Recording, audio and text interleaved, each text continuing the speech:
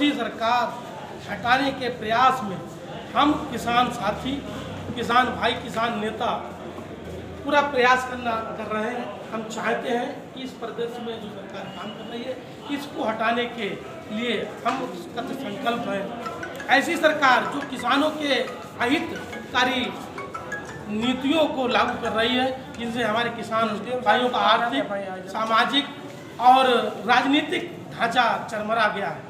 हमारा किसान आर्थिक रूप से बहुत कमज़ोर होता जा रहा है। इन किसानों की आर्थिक दैन्यता को बचाने के लिए हम चाहते हैं कि किसान साथी एकजुट होकर हम इस सरकार के विरोध में एक मोर्चा खोलें।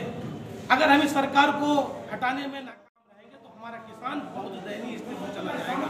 हमारे उन किसान भाइयों को जो बॉर्डर पर बैठे हमारा धरना प्रदर्शन कर रहे हैं, कई महीनों से हमारे लिए लड़ाई लड़ रहे हैं, हम उनकी समर्थन में भी हम किसान साथियों से चाहते हैं उनके समर्थन में भी आकर एक बड़ा मोर्चा खड़ा करें, जिससे कि हम किसान विरोधी सरकार को हटा सकें। इस किसान विरोधी सरकार को हटाकर हम ऐसी नौजवानों को, समस्त समाज के संवर्ग को खुशहाली ला सके, समस्त किसानों को ऐसी योजनाएं लागू कर सके जिससे किसानों की आर्थिक स्थिति मजबूत हो, किसान समाज भी एक